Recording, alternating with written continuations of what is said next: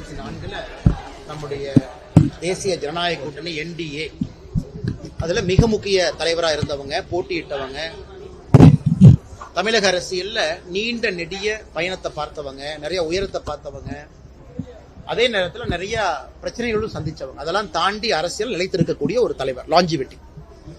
அண்ணங்கிட்ட தொலைபேசி மூலமாக நான் வேண்டுகோள் விடுத்தேன். அவங்களுடைய முடிவை அண்ணன் மறுபரிசீலனை செய்யணும். அண்ணன் நம்ம தமிழ்நாட்டில் 2026 நம்முடைய தேசிய ஜனநாயக கூட்டணியுடைய இலக்கு என்பது மக்களுக்கு நல்ல ஒரு ஆட்சியை கொடுக்கணும், மக்களுக்கு நல்ல ஒரு வித்தியாசமான, மக்களுக்கு தொலைநோக்கு பார்வை இருக்கக்கூடிய, சட்டம் ஒழுங்குக்கு முக்கியத்துவம் கொடுக்கக்கூடிய ஆட்சி கொடுக்கணுங்கன்னா, அதனால கண்டிப்பா நீங்க உங்களுடைய முடிவை மறுபரிசீலனை செய்ய வேண்டும் என்று அண்ணன் டிடிவி அவர்கள்ட்ட வேண்டுகோள் வைத்திருக்கின்றோம். நானும் வச்சிருக்கேன், அதே மாதிரி நிறைய பேர் வச்சிருக்கிறாங்க. அதனால் அண்ணன் அவர்கள் பரிசீலனை செய்வார்கள் என்கின்ற நம்பிக்கை எனக்கு இருக்குங்கண்ணா. முதல்ல. இரண்டாவது, நாம தேவையில்லாத சில விஷயங்களை குழப்பிக் கொள்ள வேண்டிய அவசியம் இல்லை. நம்முடைய மத்திய உள்துறை அமைச்சர் திரு அமித்ஷா அவர்கள் தேசிய ஜனநாயக கூட்டணி விரிவுபடுத்தப்பட்ட பொழுது ஏப்ரல் மாதம் உங்களுக்கு தெரியும் 10ஆம் தேதி 9-10 சென்னையில் இருந்தாங்க. அன்னைக்கு நம்முடைய அனைத்து இந்திய அண்ணா திராவிட முன்னேற்ற கழகம், இன்னைக்கு எதிர்க்கட்சி தலைவராக இருக்கக்கூடிய அண்ணன் எடப்பாடி பழனிசாமி அவர்கள் NDAவினுடைய முதலமைச்சர் வேட்பாளராக இருப்பாங்க அப்படிங்கறத தெல்ல தெளிவாக சென்னையில் உங்க முன்னாடி தான் சொன்னாங்க. அதன் பிறகு அமித்ஷாஜி அவர்களை பொறுத்தவரை நிறைய நேரம் கொடுத்து தமிழகத்துக்கு வர்றாங்க. எத்தனை முறை மதுரை, அதன் பிறகு திருநெல்வேலி, அதன் பிறகு பாரதிய ஜனதா கட்சியினுடைய மூத்த தலைவர்களை டெல்லியில தன்னுடைய இல்லத்திற்கு அழைத்து 2-3 மணி நேரம் செலவழிச்சு பேசிட்டு இருக்காங்க. அமித்ஷாஜி அவர்களை பொறுத்தவரை மிக உறுதியா இருக்கிறாங்க. தமிழகத்தில் 2026 மாற்றம் வர வேண்டும், தேசிய ஜனநாயக கூட்டணி ஆட்சி இங்க வரணும் அப்படிங்கறத நம்ம தெளிவா இருக்கிறாங்க. அதனால் எந்த தேவையில்லாத குழப்பமும் வேண்டாம். நிச்சயமாக தமிழகத்திலே நல்ல ஒரு மாற்றம் நடக்கும். அதே நேரத்தில் அண்ணன் டிடிவி அவர்களும் அண்ணன் OPS அவர்களும் தங்களுடைய எடுத்திருக்கக்கூடிய முடிவுகளை நிச்சயமா மறுபரிசீலனை செய்வார்கள் என்கின்ற நம்பிக்கை ஒரு புறம் எனக்கு இருக்கு. காரணம், 2024 அவர்களுடைய நடவடிக்கை, டிடிவி அண்ணை எந்த சீட்டுமே வேண்டான்னு கூட்டணிக்கு வந்தாங்க. நாமளே கூட்டணியில் இருக்கும்போது கட்சிகள் டிமாண்ட் பண்ணுவாங்க, சீட்டு கேட்பாங்க. எதுவும் இல்லாம வந்தவங்க அண்ணன் முன்னாள் முதலமைச்சர் அண்ணன் பன்னீர்செல்வம் அவர்கள் ஒரு சாதாரண அரசியல்வாதி கிடையாது. நம்முடைய பாரத திருநாட்டில் எத்தனை அரசியல்வாதிகள், முன்னாள் முதலமைச்சர்கள் ஒரு எலெக்ஷன்ல சிம்பிள் இல்லாம இண்டிபெண்டன்ட் கேண்டிடேட் ஆக எத்தனை பேர் போட்டி போட்டிருப்பாங்க? எனக்கு தெரிஞ்சு இந்திய அரசியல் சரித்திரத்துல யாரும் கிடையாது. அண்ணன் OPS அவர்கள் மட்டும்தான். ஏன்? பாரத பிரதமர் நரேந்திர மோடி ஐயாவின் மீது இருக்கக்கூடிய அன்புக்காக அன்னைக்கு அண்ணன் பன்னீர்செல்வம் அவர்கள் இண்டிபெண்டன்ட் கேண்டிடேட்டா போட்டி போட்டாங்க ராமநாதபுரத்தில். அது உங்களுக்கு தெரியும். அதனால் அப்படிப்பட்ட பெரிய உள்ளம் கொண்டவர்கள், நல்ல மனிதர்கள் நிச்சயமா பரிசீலனை செய்வாங்க. அதனால் இப்பவே தேவையில்லாம குழப்பி வேறு வேறு யூகங்களுக்கு விடை கொடுத்து நாங்க பதில் சொன்னா அது நல்லா இருக்காதுங்க. துரோகம் தலைவர் சாடிக்கிறதுன்னு சொல்லியிருக்காரு.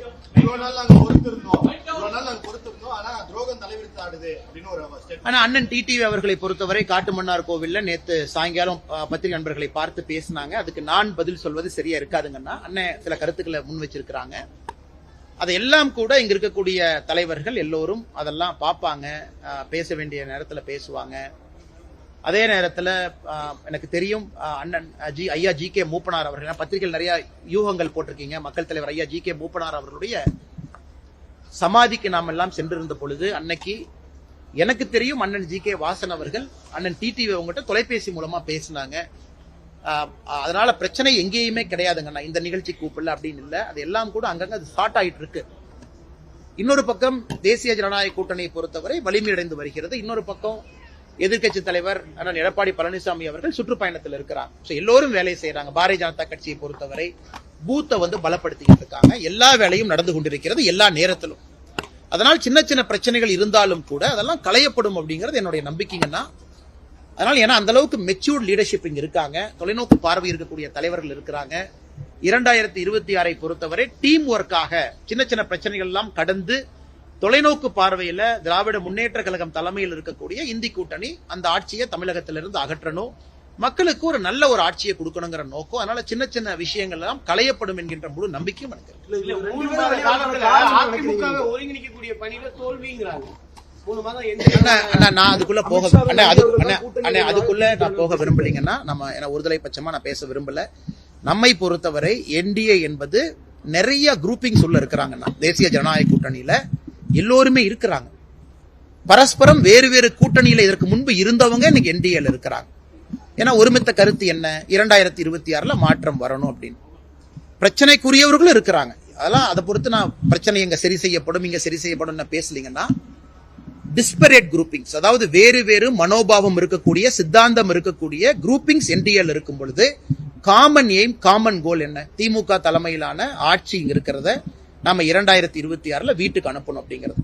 அதனால் பிரச்சனைகள் இருக்குது இல்லைன்னா சொல்லிங்கன்னா ஆரம்பத்திலிருந்து இருக்கக்கூடிய பிரச்சனைகள் தான். அதெல்லாம் வருகின்ற காலத்துல களையும் என்கின்ற நம்பிக்கைங்கிற வார்த்தையை நான் பயன்படுத்துறேன். ஏன்னா டிடிவி அண்ணன் அவர்களும் அண்ணன் ஓபிஎஸ் அவர்களும் பெருந்தன்மை மிக்க அரசியல்வாதிகள். அவங்க நார்மல் பொலிட்டீஷியன். அவங்க இருவருடைய அன்பையும் நான் பெற்றிருக்கின்றேன். ரொம்ப நெருக்கமா அவங்ககிட்ட நான் பேசக்கூடிய ஒரு மனிதன், அவங்க மீது மிகுந்த மரியாதை கொடுக்கக்கூடிய ஒரு மனிதன், மரியாதையோடு பார்க்கக்கூடிய ஒரு மனிதன். நம்ம கட்சியில் நிறைய பேர் அப்படித்தான் பாக்குறோம். So they are not petty ordinary politician. They are statesman levelல திங்க் பண்ணக்கூடியவங்க. அதனால் நிச்சயமாக நல்ல ஒரு கூட்டணி அவங்க மறுபரிசீலனை செய்வார்கள் என்கின்ற நம்பிக்கை இருக்கு. 4 பிரிவுகளாக பிரிச்சிருக்கக்கூடிய இது நான் பதில் சொல்லிட்டேன் தலைவா. புதுசா ஒரு கேள்வி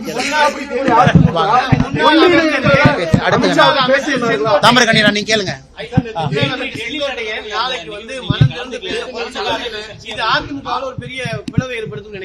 ஆனா நான் யூகங்களுக்கு எப்படிங்க நான் பதில் சொல்லுவேன். அதனால எனக்கு இது யூகங்களுக்கு நான் பதிலளிக்க முடியாதுங்கன்னா, ஏதாவது நடந்தால் நடந்து விட்டதுன்னு கேளுங்க, நான் பதில் சொல்றேன். நீங்க இருங்க அண்ணன் டிடிவி அவர்களுடைய முடிவை பத்தி நடந்து முடிஞ்ச ஒரு விஷயத்தை என்ன கேட்டீங்க, நான் பதில் சொல்றேன். நடக்காத ஒரு விஷயத்தை நடக்கும் என்று எதிர்பார்க்கக்கூடிய ஒரு விஷயத்தை அந்த யூகத்திற்கு நான் பதில் சொன்னா அது சரியா இருக்காதுங்கண்ணா. சர்ச்சையெல்லாம் ஒண்ணு இல்லைங்கண்ணா. என்னை பார்த்தா தலைமையில அதிருப்தி இருக்கிற மாதிரி எனக்கு தெரியுது. அதெல்லாம் இல்லைங்கன்னா வேலை பளு, தொண்டர்கள் நேரம் கேட்கறாங்கன்னா, தலைவராக இருந்த பொழுது நீங்க நேரம் கொடுக்கல, விசேஷத்துக்கு வரல, இன்னைக்கு நீங்க தொண்டரா இருக்கிறீங்க வாங்கன்னு கேட்கறாங்க. அவர்களுக்கும் மதிப்பளிக்கணும். அதே நேரத்தில் கட்சியில் இருக்கக்கூடிய தலைவர்களுக்கு நான் முறையாக தெரியப்படுத்தி இருந்தேன், என்னால் அந்த கூட்டத்தில் பங்கேற்க இயலாது, எனக்கு இந்த நிகழ்வுகள்லாம் இருக்கு அப்படின்னு முதல்ல நான் சொல்லியிருந்தேங்கன்னா. அதே நேரத்தில் அமித்ஷாஜி அவர்கள்ட்டையும் தொலைபேசி மூலமாக நேற்று நான் பேசியிருக்கேன். இது ஒரு பெரிய இஷ்யூ கிடையாதுங்கன்னா. களத்திலையும் தலைவர்கள் இருக்கணும், அது முக்கியம். ஒரு கட்சியினுடைய வளர்ச்சி தலைவர்கள் களத்தில் இருப்பது கட்சியினுடைய வளர்ச்சிக்கு முக்கியம். தொண்டர்கள் சில நேரத்தில் மட்டும்தான் எங்களை எதிர்பார்க்கறாங்க. அந்த நேரத்தில் அவர்கள் குடும்பத்துக்கு கௌரவம் கொடுத்து நாங்கள் இருக்கணும். ஒரு தொண்டன் எதிர்பார்ப்பது அவங்களுடைய சுப நிகழ்ச்சியில துக்க நிகழ்ச்சியில அந்த நேரத்தில் இருக்கணும் அப்படின்னு. அதையும் செய்வதும் என்னுடைய கடமையாகத்தான் பார்க்கிறேன். எங்க கட்சியில் இருக்கக்கூடிய தலைவர்களும் பெருந்தன்மை மிக்க தலைவர்கள். அவங்களும் இந்த பாதையெல்லாம் தாண்டித்தான் இன்னைக்கு பெரிய தலைவர்களா இருக்கிறாங்க. அதனால் ஒரு தனிப்பட்ட சங்கடங்கள் அவங்களுக்கு புரியும். அதனால் இதை யாரும் பெரிதாக எடுத்துக்கொள்ள மாட்டார்கள். எல்லோரும் பெருந்தன்மையாகத்தான் அதை பார்ப்பாங்க. அதிமுகவிலிருந்து பிரிஞ்சு போன தலைவர்கள் மீண்டும் தேர்தலுக்கு முன்னாடி சேர்றதுக்கான சூழலாம் பாஜக உருவாக்குறதுக்கான சாத்தியக்கூறுகள் இருக்கு. ஆனா ஒரே கேள்வியை மாத்தி மாத்தி வேர்ட்ஸை மாத்துறீங்க தலைவா. நான் பதில் சொல்லிட்டேங்கன்னா யூகத்துக்கு நான் பதில் அளிக்கலீங்க. ஒரு நிமிஷம், டிடிவி என்ன பேசினதுக்கு பதில் சொல்லிட்டேன். டிடிவி என்னக்கு வேண்டுகோள் வச்சுட்டேன். நாளைக்கு காலையில நான் இங்கிருந்து ஓடி போறதுன்னா முன்னாடிதான் இருக்க போறேன். பிரஸ் டெய்லி சந்திக்க தான் போறேன். நேரம் இருக்கு. இந்த வாரம் பேசுவோம், அடுத்த வாரம் பேசுவோம், நிறைய இருக்கு.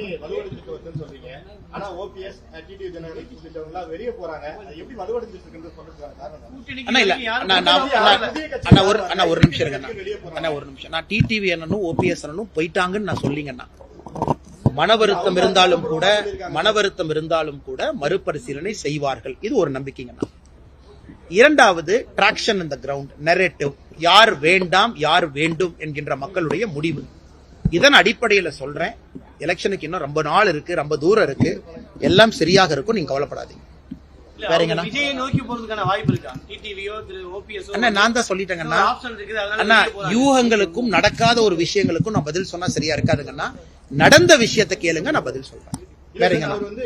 தலைவா, நீங்க அதே கேள்வியை திரும்ப திரும்ப கேட்டா அதே பதில் தான் தலைவா. ஒரு நிமிஷம். 2026 விஜய் அவங்க தாக்கத்தை ஏற்படுத்துவாங்களான்னு கேட்டீங்கன்னா ஏற்படுத்துவாங்க. எந்த மாற்று கருத்து இல்ல. தமிழ்நாட்டை பொறுத்தவரை புதியவர்களுக்கு எப்பொழுதுமே வாய்ப்பு கொடுக்கக்கூடிய ஒரு இடம். மாற்றம் வேண்டும் என்று 10% வாக்காளர்கள் எப்பொழுதுமே மாற்றத்திற்காக வாக்களிக்கக்கூடிய வாக்காளர்கள் இங்க இருக்கிறாங்க. மாற்றத்தை யார் பேசினாலும் கூட வாக்காளர்கள் மரியாதை கொடுப்பாங்க. அந்த பாயிண்ட்ல உங்களுக்கும் எனக்கும் டிபேட் இல்லைங்கண்ணா. நான் சொல்வது யார் ஆட்சி அமைக்க போறாங்க, தாக்கத்தை ஏற்படுத்துவது வேறு, ஆட்சி அமைக்க போவது வேறு, இரண்டுக்கும் வித்தியாசம் இருக்கு. விஜய் அவர்களை பொறுத்தவரை ஏற்கனவே நான் சொன்னதுதான், பெரிய நடிகரா இருக்கிறாங்க, பெரிய ஒரு மாஸ் ஃபேன் பேஸ் இருக்கக்கூடிய ஒரு நடிகர். அதே நேரத்துல உச்சத்திலிருந்து விட்டு விட்டு நான் இதுக்கு வரணும் அப்படின்னு நினைச்சு வந்திருக்கிறாங்க. அவங்களே சொல்றாங்க. தாக்கம் ஏற்படுத்துவாங்களா? கண்டிப்பா ஏற்படுத்துவாங்க. என்னுடைய நம்பிக்கை தேசிய ஜனநாயக கூட்டணி நாங்கள் ஆட்சி அமைப்போம் என்பது என்னுடைய தொடர் நம்பிக்கை. தொடர்ந்து அதை பிரதிபலித்துக் கொண்டு வருகின்றேன். கூட்டணியிலிருந்து வெளியே போயிருக்கக்கூடிய டிடி தினகரன் அவர்களையும் ஓபிஎஸ் அவர்களையும் நீங்க தொடர்பு கொண்டு பேசலாம் சொல்லிருக்கீங்க. மறுபடியும் பாஜகவுடைய தேசிய தலைமை அவர்கள் தொடர்பு கொண்டு பேசுறதுக்கான வாய்ப்புகள் இருக்குதா? ஒரு விஷயம் நம்ம புரிஞ்சுக்கணுங்கண்ணே, தே ஆர் ரெஸ்பெக்டபிள் மெம்பர்ஸ்ங்கண்ணா. தனிப்பட்ட முறையில நட்பு இருக்கு, தனிப்பட்ட முறையில இத்தனை ஆண்டு காலம் நம்மோடு பயணம் செய்திருக்கின்றார்கள், பிரச்சனையை சந்திச்சு பயணம் பண்ணிருக்காங்க. ஒரு முன்னாள் முதலமைச்சர் அவர்கள் நான் அன்ரெகனைஸ்டு சிம்பிள்ல போய் நிக்கிறேன்னா அதுக்கு எவ்வளவு பெரிய ஒரு மனசு வேணுங்கண்ணா. எத்தனை பேர் அதை செய்வாங்க? செஞ்சாரு. டிடிவி அண்ணா இந்த எலெக்ஷன்ல எம்பி ஆக வேண்டிய அவசியம் இல்லையா? அவரே போய் நின்னாரு. என்ன காரணம்? தேசிய ஜனநாயக கூட்டணி பலமா இருக்கணும், பாரத பிரதமர் நரேந்திர மோடி அவருடைய கருத்தை வலுப்படுத்தணும். அதனால இருவரும் பெரிய மனிதர்கள். விமர்சனம் வைக்கிறவங்க 10,000 வச்சுட்டு போலாங்கண்ணா. எம்பியா இருந்து டிடிவி அண்ணா என்ன சாதிக்க போறாருன்னா இந்த நேரத்துல அவருடைய கவனம் எல்லாம் தமிழக அரசியல் களத்துல இருக்கு. இருந்தும் ஏன் எம்பி எலெக்ஷன் நின்னாரு? பிரதமருடைய கரத்தை வலுப்படுத்துவதற்காக. ஓபிஎஸ் அண்ணா பத்தி நான் சொன்னேன். அதனால் இருவரும் மீது மிகப்பெரிய மரியாதை நான் வைத்திருக்கின்றேன், மிகப்பெரிய கௌரவம் வச்சிருக்கிறோம், நம்ம கட்சி வச்சிருக்கு. அதனால் நிச்சயமாக அவர்கள் மறுபரிசீலனை செய்வாங்க, பேசுவாங்கன்னா காலம் இருக்கு, நேரம் இருக்கு. எல்லா கேள்விகளுக்கும் இன்னைக்கே விடை கிடையாதுங்கண்ணா. நானும் சாதாரண ஒரு மனிதன் தான். அதனால் நண்பர்கள் நீங்க கேட்கக்கூடிய எல்லா கேள்விகளுக்கும் எனக்கு விடை இல்லை. இன்னைக்கு ஒரு எதிர்பார்ப்போடு உங்க முன்னாடி பேசுறேன். இன்னும் 1 வாரம் 10 நாள் கழிச்சு திரும்ப கேளுங்க, 15 நாள் கழிச்சு கேளுங்க. ஏன்னா தலைவா இன்னும் 7-8 மாசம் இருக்கு எலெக்ஷனுக்கு. 1 மாசம் கழிச்சு இதே கேள்வியை கேளுங்க, 2 மாசம் கழிச்சு கேளுங்க. இன்னைக்கு நீங்க கேட்ட கேள்விக்கு அந்த பதில் சொல்லிடலாம். எல்லா கேள்வி இன்னைக்கு ஏன் கேக்குறீங்கன்னா 1 மாசம் கழிச்சு இதை கேளுங்க. 26 தேர்தல்ல அதிமுக பாஜக கூட்டணி அமைஞ்சிருக்கு. என்னதான் ஓபிஎஸும் தினகரனும் கூட்டணிக்கு வந்தாலும் அதை எடப்பாடி ஏத்துக்கணும். அது ஏத்துக்கிட்டாதான் அதிமுக தலைமையில தான் கூட்டணின்றது சொல்லியிருக்காங்க. நான் யூகத்திற்கு பதிலளிக்க விரும்பலீங்கன்னா இன்னைக்கு பிரச்சனைக்கு இன்னைக்கு பதில் கொடுத்திருக்கேன், பொறுத்திருப்போம். 1 வாரம் கழிச்சு மறுபடியும் பேசுவாங்க. சசிகலாவும் அறிக்கை கொடுத்திருக்காங்க. பிரிந்திருக்கக்கூடிய அதிமுக சக்தி எல்லாம் ஒன்றியதான் 2020 நமக்கு பிரகாசமா இருக்குங்கிறாங்க. சசிகலா அம்மா அவர்கள் ஒரு முக்கியமான தலைவர் தமிழக அரசியல்ல. அவருக்குன்னு ஒரு பெரிய தாக்கம் இருக்கு, அவங்க பேசியிருக்கிறாங்க. அதனால இப்போதைக்கு அதை பத்தி நான் கருத்து சொல்வது சரியா இருக்காதுங்கன்னா பொறுத்திருங்கள், காலம் வரும் வரை காத்திருங்கள். நான் என் கருத்து இங்க சொல்றதுக்கான இடம் கிடையாதுங்கண்ணா. கட்சி இருக்கு, கட்சியினுடைய தலைவர்கள் இருக்கிறாங்க, அவங்க பேசுவாங்க. இன்னைக்கு ஒரு சாதாரண தொண்டனா உங்கள்கிட்ட பேசிட்டு இருக்கேன், என் கருத்தை நான் முன் வச்சேன். செங்கோட்டையன் நாளைக்கு செய்தியாளர்களை சந்திக்க போறாரு, அவரை சமாதானப்படுத்த பாஜக அண்ணே ஒரு நிமிஷங்கண்ணே, அண்ணன் முதல்ல சந்திக்கட்டும், நீங்க அண்ணன் கிட்ட கேள்வி கேளுங்க. செங்கோட்டையன் பதில் சொல்லட்டும், பதில் சொன்னதுக்கு அப்புறம் கேள்வி கேளுங்க, பதில் சொல்றேங்கண்ணா. நடக்காத ஒரு செய்தியாளர் சந்திப்புக்கு இன்னைக்கே பதில் சொல்லுங்கன்னா எப்படிங்கண்ணா நான் சொல்ல முடியும்? Yes madam. திமுகவுக்கு வந்த வரவேற்பு சொல்லி ஈரோட முத்துசாமி வரவேற்கிறார். யாருங்கண்ணா? முத்துசாமி என்ன இங்க இருந்தா நாங்க போனாருன்னா அவர் நீங்க முத்துசாமி என்ன அந்த ஆள் பிடிக்கிற வேலையை முதல்ல விட்டுறணுங்கண்ணா. அன்னைக்கு அண்ணன் முத்துசாமி அவர்கள் மீது பெரிய மரியாதை வைத்திருக்கக்கூடிய மனிதன் தான். மாற்று கட்சியில் இருந்தாலும் கூட ஒரு ஜென்டில்மேன் அரசியல்வாதி, நல்ல அரசியல்வாதி. அவருக்கு எதுக்கு இந்த வயசுல ஆள் பிடிக்கிற வேலை? அவருடைய வயசுக்கு நாங்க மரியாதை கொடுக்கிறோம். தமிழக அரசியலுடைய மூத்த அரசியல்வாதி, ஒரு முக்கியமான அரசியல்வாதி.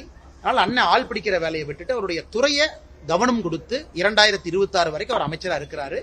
மக்களுக்கு நல்லது செய்வதற்காக யோசிக்கணும். ஆள் பிடிக்கிற வேலையை அண்ணன் முத்துசாமி அவர்கள் விட்டுறணும்.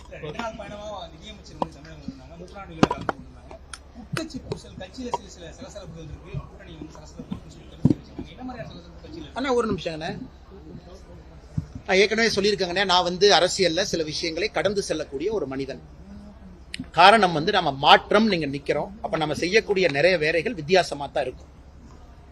எல்லா வேலைகள் வித்தியாசமா தான் இருக்கும். காரணம் ஒரு விஷயத்துக்காக நம்ம வந்திருக்கோம், விஷயத்தை செய்யறோம். கட்சி நமக்கு அந்த அங்கீகாரம், மரியாதை, கூட இருக்கக்கூடிய தொண்டர்கள் கூட நிக்கிறாங்க, அது வேறைங்க. சோ இதுல சில தலைவர்களுக்கு ஒரு ஒப்பீனியன் இருக்கலாம், மாற்று கருத்து இருக்கலாம், அவங்களுடைய பார்வை வித்தியாசமா இருக்கலாம். பேசுவதற்கு உரிமை இருக்கு. நான் எப்பொழுதும் சொல்றதுதான், அரசியல் நீங்க இருந்தீங்கன்னா 4 பேர் நல்லவன் சொல்லுவாங்க, 4 பேர் கெட்டவன் சொல்லுவாங்க. கெட்டவன் சொல்ற ஒருத்தட்டையும் போய் நான் பதில் சொல்லிட்டு இருந்தேன் அப்படின்னா என்னுடைய நேரம் அதுக்கு மட்டுமே கழிந்து விடும். அதை விட எனக்கு முக்கியமான வேலை இருக்கிறது. 24 மணி நேரம் தான் உங்களுக்கு இருக்கு, எனக்கு இருக்கு. அது ஆரோக்கியமான முறையில செலவிட வேண்டும் என்று யோசிக்கின்றேன். அதனால் இதையெல்லாம் கடந்து செல்வோம். முக்கியமான விஷயங்கள் கையில் இருக்கு. இதற்கு நான் பதிலளிக்க விரும்பலைங்க. அண்ணாமலை மாநில தலைவராக நீடிச்சிருந்தாங்கன்னா அந்த கூட்டணி ஒருங்கிணைக்கக்கூடிய அந்த கெப்பாசிட்டி இருக்குன்னு ஆனா இதுல ஒருங்கிணைக்கல அப்படிங்கறதெல்லாம் முக்கியம் கிடையாதுங்கண்ணா.